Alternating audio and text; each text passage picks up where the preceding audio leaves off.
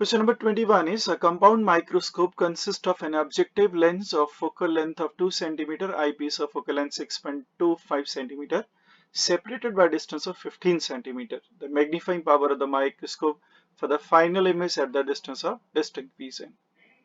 Now see, there are two lenses. One is here, and this is objective of focal length of 2 cm, and there is eyepiece of focal length 6.25 centimeter, and he says that this distance is given to be 15 centimeter. Now what happens? You have to place somewhere object here at the distance of UO. So ray goes like this, and then the image is formed at here, and this will make the final image at the distance of distinct vision somewhere here. And see, this distance is how much? 25 centimeter.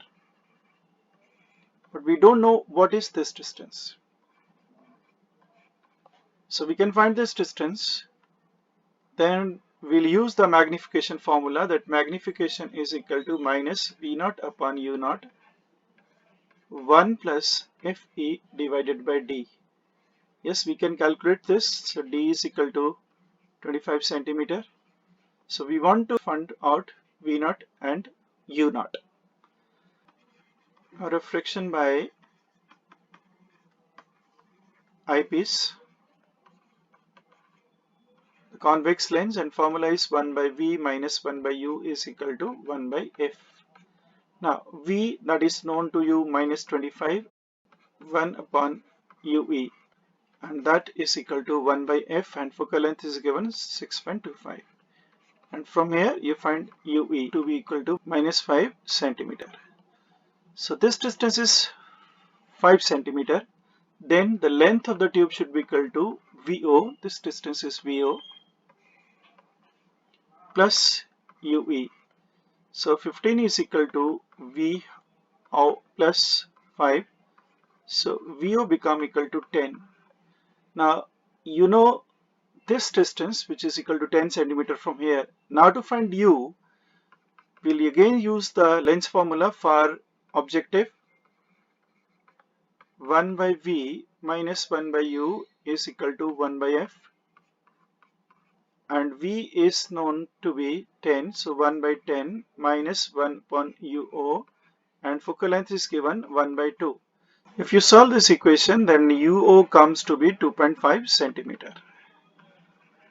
So I'll fill up in the first equation to find the magnification. So dear student, fill up in the first equation. So therefore M become equal to VO, which was equal to 10, and this is how much U, which is equal to minus 2.5, and 1 plus 6.25 divided by 25. So 1 plus 4, 5 into 4, that is equal to 20. So the answer to this question is option number 3. The question number 22 says that three diodes D1, D2, D3 are made of semiconductor having the band gap of 2.4 electron volt, 1.9 electron volt, and 2.8 electron volt respectively. Which of them will be able to detect the light of wavelength 5000 angstrom? Let's see what is the energy in this wavelength. Then the energy is equal to Hc by lambda, and in terms of electron volts, so I can take this one divided by 5000, and this values come to be 2.47 electron volt.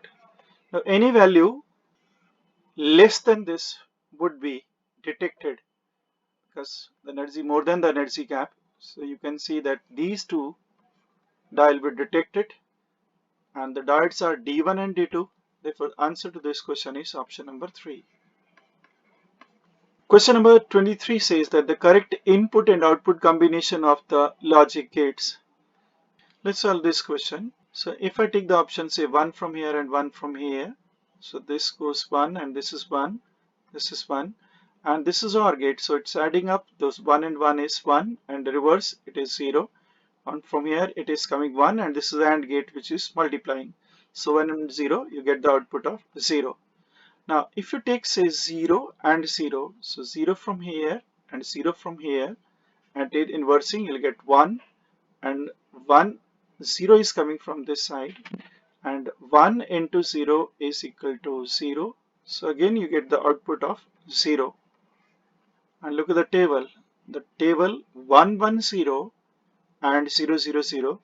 So the option to this question is 3. Question number 24 says 2-point charges minus q and 4q are placed on x-axis at coordinates 0, 0 and L0 respectively.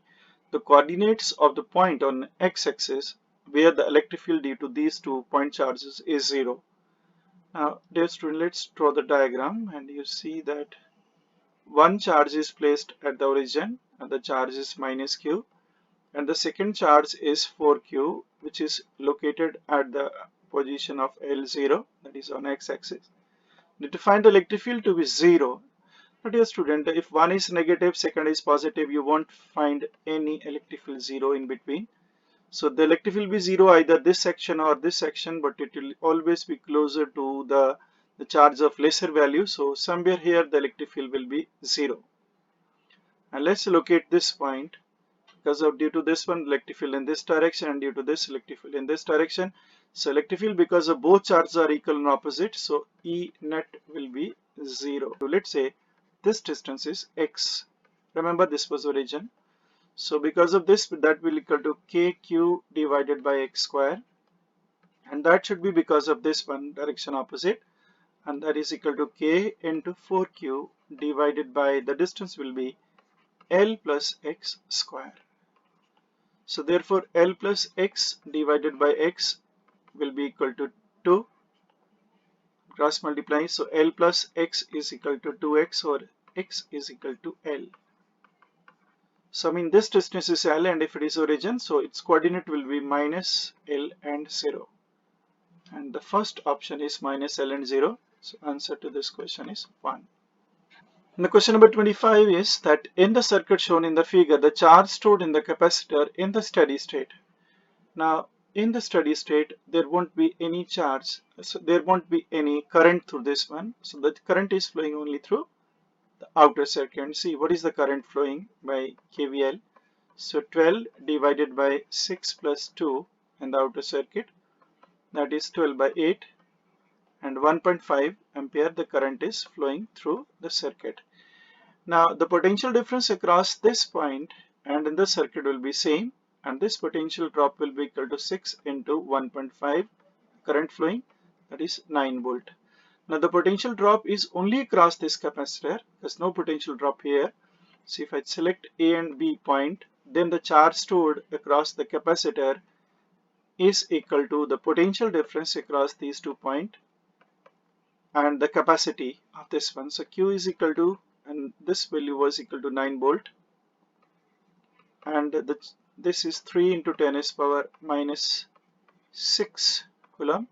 So 27 into 10 is power minus 6 coulomb, which is equal to 27 microcoulomb. So answer is 2 to this question.